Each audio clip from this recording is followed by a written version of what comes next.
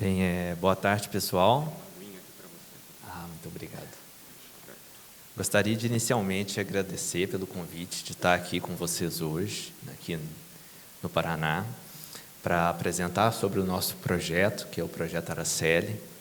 Ele é um projeto que visa usar inteligência artificial no combate contra abuso sexual infantil. Esse projeto, ele é um projeto de parceria entre universidades, como a Unicamp, a UFMG, a Universidade de Sheffield, no Reino Unido, e o ICMC, da USP, em São Carlos. E também esse projeto conta com as parcerias da Polícia Federal e da Polícia Técnico-Científica do Estado de São Paulo. Tá? Bem, então, eu tinha separado um slide aqui para fazer uma introdução, mas o Diógenes já fez essa introdução para a gente aqui, então eu vou pular.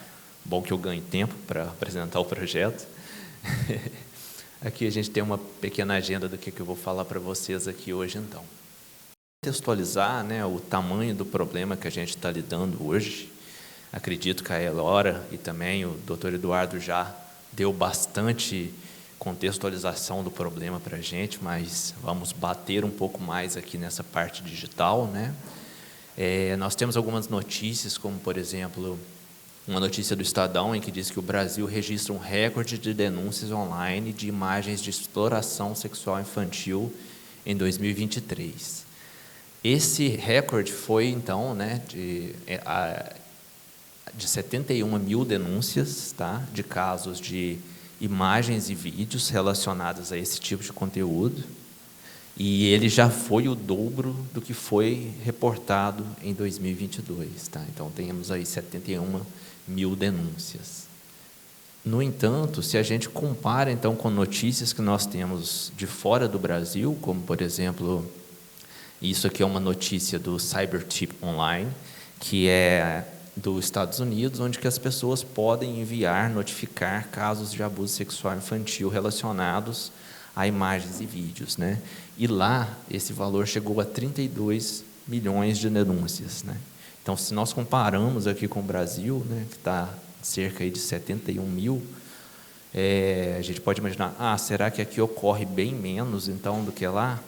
Não necessariamente, né? É bem mais provável que seja subnotificado, né, esses casos que ocorrem aqui no Brasil.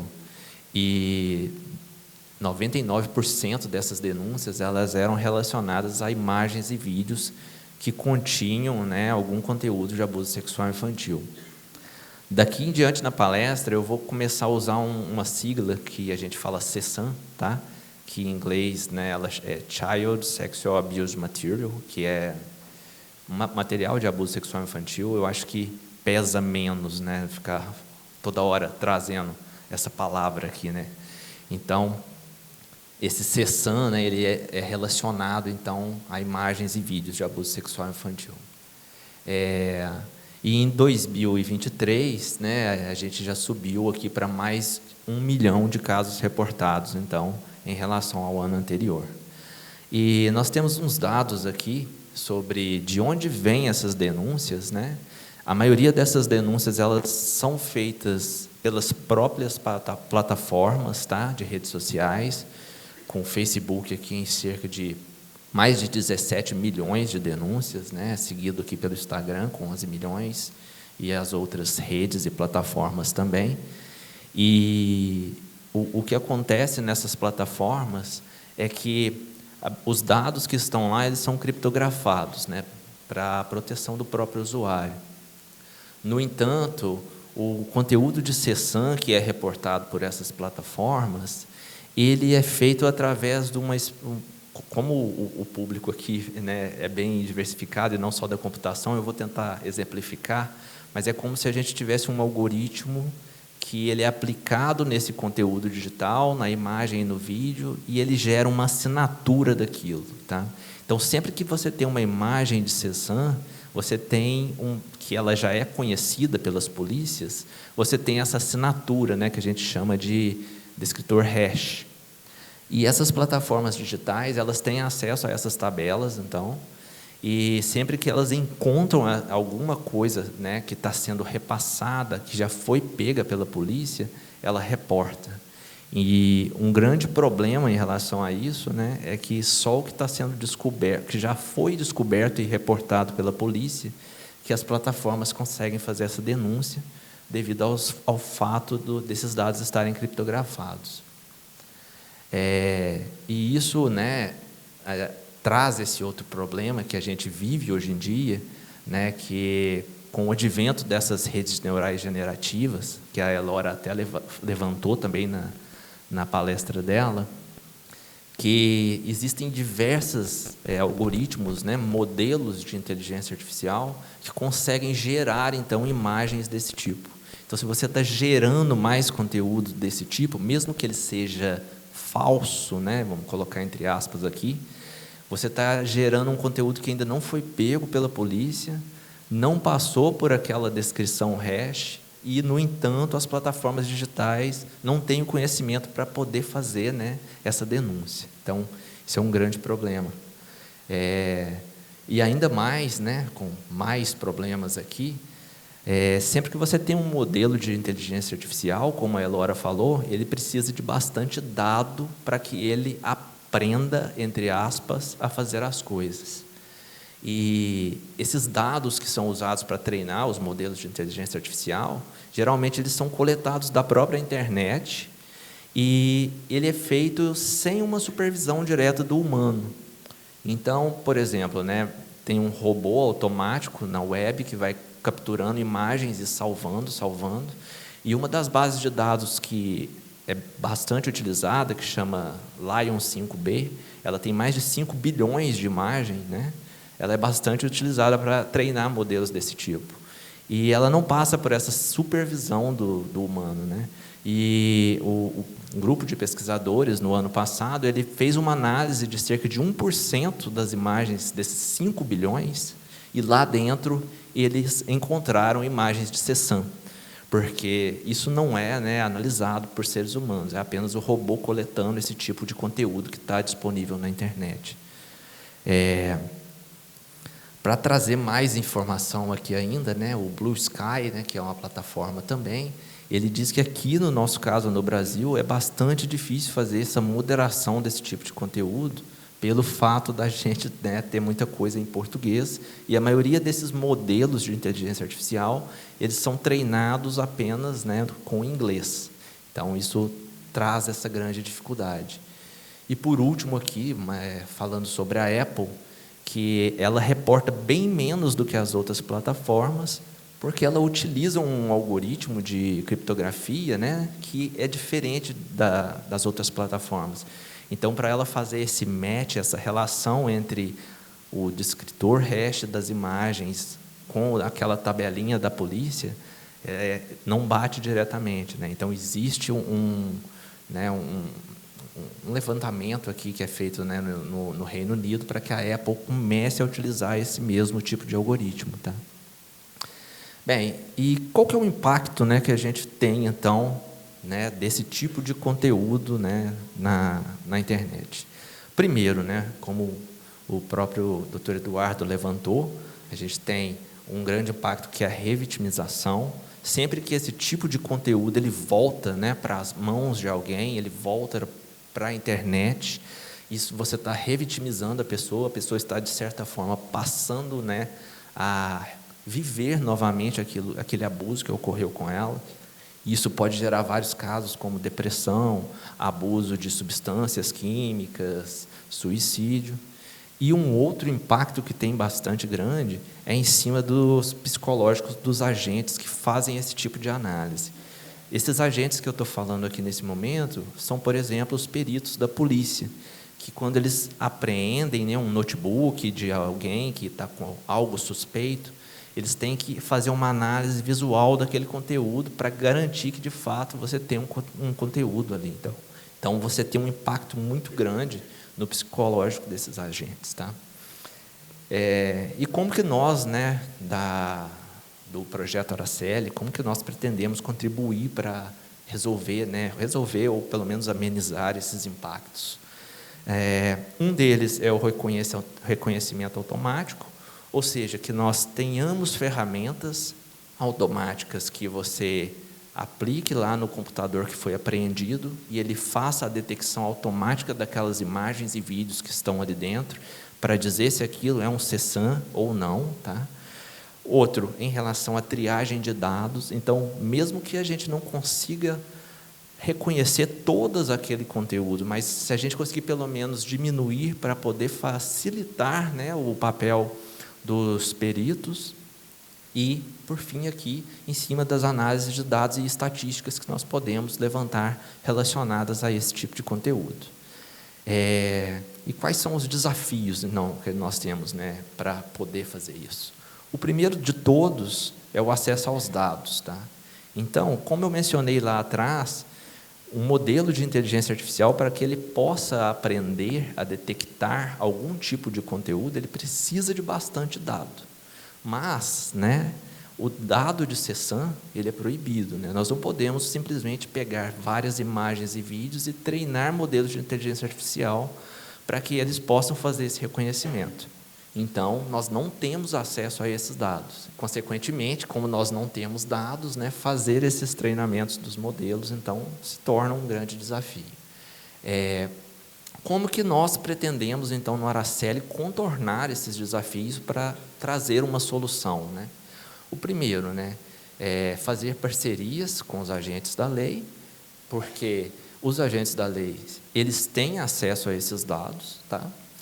E o segundo, que é a gente trabalhar no treinamento desses modelos de IA com algo que a gente chama de tarefa substituta. A tarefa, só para exemplificar aqui para vocês, vamos supor que eu vou criar um modelo de inteligência artificial para reconhecer se uma imagem é de cachorro ou se ela é de gato, né? Então, isso é uma tarefa de classificação entre cachorro e gato. Eu não posso fazer uma tarefa de classificação de CSAM, porque eu não tenho acesso direto ao conteúdo, ao tipo de dado. Então, a gente trabalha com uma tarefa substituta, que eu vou explicar um pouco mais, tá? Essa tarefa substituta, então, a gente define ela tendo essa conversa direta com os nossos parceiros, os agentes da lei. Então, vamos lá, né? Vamos falar um pouco mais sobre a tarefa substituta. A tarefa substituta, ela é composta por duas coisas. Uma, que é uma subtarefa do reconhecimento de CSAM, ou seja, é algo que está lá dentro de CSAM, e alguma restrição que envolve também o problema de CSAM. A gente fazendo essa combinação, então, nós temos a tarefa substituta que nós trabalhamos. Essas tarefas, subtarefas, né, elas podem ser subtarefas relacionadas a reconhecimento de cenas, ou seja, reconhecer se a imagem está dentro de um quarto de criança, se ela está num playground, se ela está num campo de futebol ou outras cenas, mesmo que não tenha CSAM, tá, nesse caso. Reconhecimento de nudez, geralmente esse tipo de conteúdo tem bastante pele exposta, então nós podemos trabalhar com reconhecimento de nudez, não de crianças, é claro. Estimação de idade, detecção de pose, e isso vem junto também com algumas restrições que nós temos, que são poucos exemplos. Por que poucos exemplos? No caso da polícia, né, se você quer mais amostras e mais dado para treinar, você vai ter que colocar o perito ali para analisar mais dados e, consequentemente, causar mais um impacto psicológico nele. Então, trabalhar com poucos exemplos, hardware limitado. Nós não temos a garantia de que a polícia vai ter um hardware de ponta para poder aplicar esses modelos de inteligência artificial para que eles rodem, né, ali dentro de maneira rápida e eficiente. E outras coisas, como mudança de distribuição, que é mais ou menos a cara do tipo de imagem, para ficar um pouco mais simples, e baixa iluminação. Tudo isso daqui a gente define, então, com essa conversa que nós temos junto com os nossos parceiros, que são o pessoal da Polícia Federal e da Polícia Técnico-Científica. Eu vou trazer um breve histórico, então, de como que surgiu o projeto Araceli aqui para vocês, tá? Eu não vou evitar entrar em jargões técnicos aqui, até porque a plateia é bem diversificada. mas nós temos alguns trabalhos publicados para quem tiver interesse em ler. O primeiro trabalho aqui, a gente tem a professora Sandra Ávila envolvida. Ele foi um trabalho de 2018. Aqui o projeto Araceli ainda não existia. A professora Sandra Ávila, ela é a pesquisadora principal do projeto Araceli. E aqui a ideia era que o grupo, né, da Sandra Ávila, nessa época, ele desenvolveu uma abordagem, então, que foi utilizada pela Polícia Federal para a detecção de CESAM, e, para esse caso aqui específico, foram utilizados, então, como subtarefas, treinar esses modelos de IA em imagens que continham nudez. Tá? Ele foi aplicado na PF, né, também, para poder validar. E ali, né, teve aquele grande choque que não se saiu tão bem quando a Polícia Federal pegou e tentou aplicar isso na base de dados de CESAM que eles tinham. Por quê? Porque o conteúdo ele é bem distinto. Muitos dos casos que eles reportam para a gente, o pessoal da Polícia Federal, é que não necessariamente uma imagem ou um vídeo de CESAM, ela envolve nudez.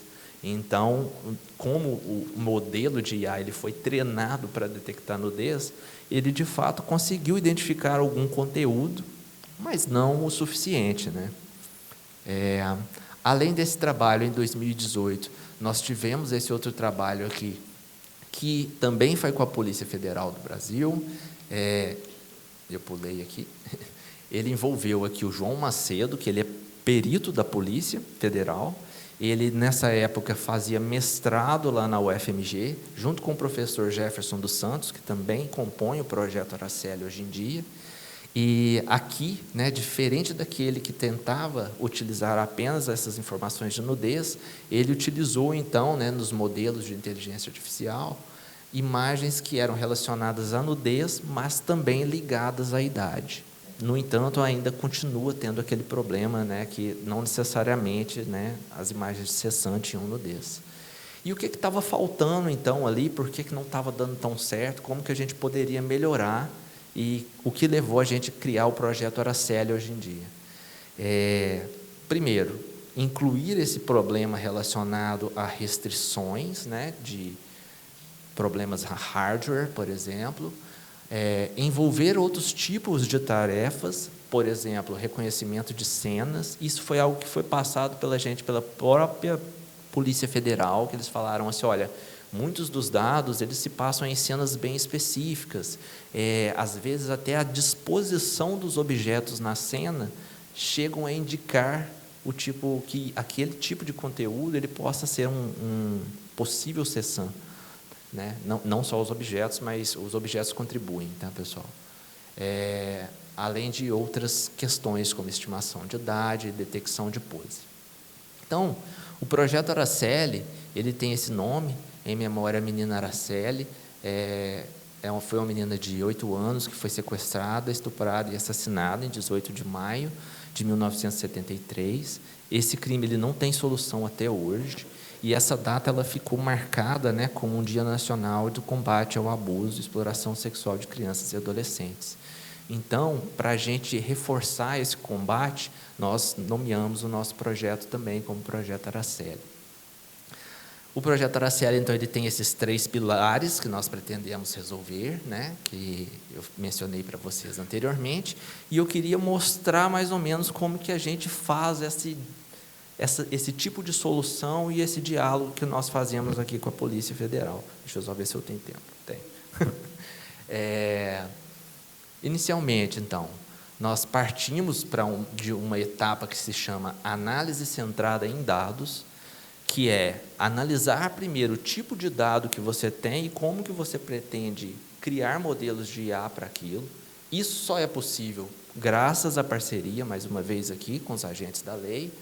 Então, o que é feito aqui é que nós conversamos junto aqui com os policiais, e essa troca de informação aqui na análise centrada aos dados nos leva a ficar fazendo um fluxo de vai e volta aqui para a gente formalizar essa nossa tarefa substituta. Ou seja, a polícia passa para a gente, descreve para a gente como que é mais ou menos o conteúdo de CESAM que eles têm na base de dados, e nós, do lado da universidade, pesquisadores, tentamos criar, então, essas tarefas substitutas baseadas naquilo. Ou seja, a gente tenta enxergar o que a gente não pode ver, tá? Para a gente poder criar os nossos modelos. Com isso, a gente passa por outras etapas aqui, que é analisar a literatura, né? Ver os artigos que tentam resolver esse tipo de tarefa substituta, para que a gente possa nos basear neles, e aí sim nós desenvolvemos os nossos próprios métodos para resolver a tarefa substituta. Ou seja, vamos supor que nós estamos trabalhando com reconhecimento de cenas. Então, nós estamos trabalhando totalmente às cegas em relação a conteúdo de CESAM aqui, e estamos tentando resolver um problema de classificação de cenas. Depois que a gente faz isso, nós entramos em contato aqui com a Polícia Federal de novo e passamos para eles aquilo que nós desenvolvemos, os modelos de IA e os algoritmos. A Polícia Federal pega esse nosso código, aplica na base de dados e ela retorna para a gente, então, as métricas e, né, análises explicando o quão bom aquilo ficou ou quão ruim ficou aquilo. E isso volta, então, aqui nesse loop, né, onde a gente volta a analisar os dados de novo, faz novas formalizações, busca por melhorias na literatura, manda para a polícia de novo, e a gente fica fazendo esse loop infinito, tentando resolver esse problema, né, com eles. Depois, então, da gente ter criado esse projeto, o projeto Araceli, ele já gerou alguns frutos, entre eles aqui o trabalho de doutorado da Camila Laranjeira, que também faz parte do projeto Araceli, em que a ideia é que ela criou um framework em que você aplica qualquer tipo de imagem nele, seja de CESAM ou não, e ele te devolve diversas análises como faixa etária de quem está naquelas imagens, quantidade de pessoas que estão naquelas imagens, número de objetos, quais objetos, como que está a pose das pessoas ali, como que esses objetos estão espalhados na cena, e ele tem esse nome aqui, né, carinhoso, de Seeing Without Looking, ou seja, você vai ver sem enxergar, ou enxergar sem ver, né? Ou seja, nós conseguimos entender o conteúdo de CESAM sem termos, de fato, o acesso ao conteúdo de CESAM. E aqui é só uma análise sobre aquilo que eu falei anteriormente, dos objetos na cena, que eles indicam, né, essa questão de CESAM. Além deles, nós tivemos outros trabalhos também que foram aplicados aqui, nesse caso, em outras áreas do pipeline, onde um aluno aqui de mestrado, o Pedro, ele criou um algoritmo, então, para ser aplicado no âmbito de reconhecimento de cenas, para poder fazer a detecção de cenas e, então, aplicar isso lá na base de dados de CESAM. Temos também outro trabalho aqui de mestrado da Tamires Coelho, em que ela trabalhou também novamente aqui nessa área de reconhecimento de cenas, mas tentando desenvolver um algoritmo que precisa de poucos dados para poder fazer esse reconhecimento de fato. E, por último, aqui, o nosso último trabalho, que foi aceito para publicação esse ano, que ele não tem ligação direta com a detecção de CESAM, mas ele está ligado diretamente ao uso de crianças em bases de dados. Como eu mencionei para vocês lá atrás, as bases de dados elas são coletadas de forma automática, né? E, às vezes, como a Elora mesmo mencionou, aquelas letras pequenininhas que os pais simplesmente ignoram e colocam as fotos das crianças e deixam isso livre, esses robôs automáticos podem coletar essas imagens dessas crianças, né? E pode estar alimentando bases de dados que podem ser usadas para criar modelos de inteligência artificial. O impacto que isso tem é que esses dados estão coletados sem a permissão dos pais, né?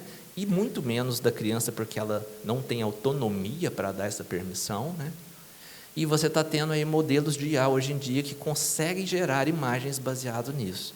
Então, ela pode vir a gerar um conteúdo que seja extremamente parecido com algumas das crianças que, né, está disponível ali esse tipo de imagem na internet.